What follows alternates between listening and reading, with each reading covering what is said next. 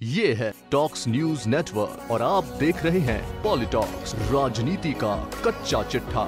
शिवसेना के मुखपत्र सामना में भाजपा और AIMIM के बारे में एक संपादकीय छपा है जो कि चर्चा का विषय बना हुआ है। सामना में लिखा है, ऑल इंडिया मजलिस ए इत्तेहादुल मुसलमीन के प्रमुख असदुद्दीन ओवैसी देश में भारतीय जनता पार्टी की सफल यात्रा के पर्दे के पीछे के सूत्रधार हैं। इतना ही नहीं, शिवसेना ने ओवैसी को बीजेपी का अंडरगारमेंट करार दिया है। सामना में दावा किया गया है कि AIMIM प्रमुख ने पश्चिम बंगाल और बिहार में पिछले विधानसभा चुनाव के दौरान समान सांप्रदायिक विभाजन करने की कोशिश की थी। संपादकीय में आगे कहा गया, अगर ओवैसी कट्टरता पर नहीं कूदे होते तो बिहार में सत्ता की कमान तेजस्वी यादव के हाथ में होती, लेकिन एक बार इस व्यापारिक नीति ने वोट बांटने और कट्टरता का सहारा लेकर जीत हासिल करने का फैसला किया तो क्या किया जा सकता है। ओवैसी पश्चिम बंगाल में भी इसी तरह की गंदी राजनीति कर रहे थे जिससे ममता बनर्जी की पराजय हो। इसके लिए मुसलमानों को भड़काने का उन्होंने हर संभव प्रयास किया, परंतु पश्चिम बंगाल में हिंदू व मुसलमान आदि सभी ने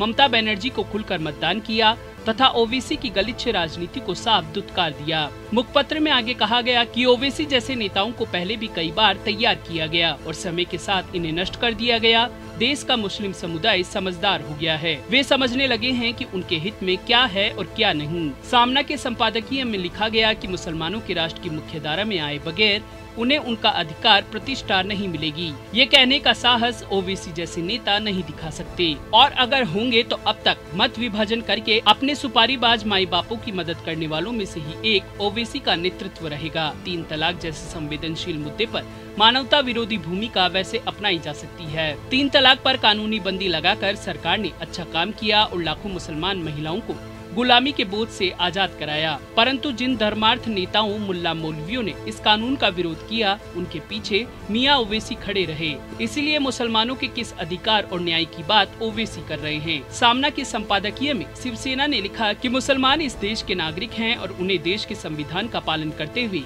अपना मार्ग बनाना चाहिए। ऐसा कहने की हिम्मत जिस दिन ओवैसी में आ जाएगी उस दिन ओवैसी को राष्ट्र नेता के रूप में प्रतिष्ठा मिलेगी, अन्यथा भाजपा जैसी राष्ट्रीय पार्टियों के अंतर्वस्त्र के रूप में ही उनकी ओर देखा जाएगा। ओवैसी राष्ट्रभक्ति ही हैं, जिन्ना की तरह उच्च शिक्षित कानूनी पंडित हैं, परंतु उसी जिन्ना ने राष्ट्रभक्ति का बुर्का ओढ़कर पाकिस्तान जिंदाबाद का नारा दिया था। देश के विभाजन की यह साजिश थी और उसके पीछे ब्रिटिशों की तोड़ो फोड़ो और राज करो यही नीति थी। आज ओवैसी की सभा में पाकिस्तान जिंदाबाद के नारे लग रहे हैं, इसके पीछे भी राजनीतिक सूत्र हैं। फोड़ो तोड़ो और जीत हासिल करो। ओवैसी को भी इसी जीत का सूत्रधार मानकर इस्तेमाल किया जा रहा है। पाकिस्तान का इस्तेमाल किए बगैर भाजपा की राजनीति आगे नहीं बढ़ेगी क्या? पॉलिटॉक्स ब्यूरो, महाराष्ट्र। ये है टॉक्स न्यूज नेटवर्क और आप देख रहे हैं पॉलिटॉक्स, राजनीति का कच्चा चिट्ठा।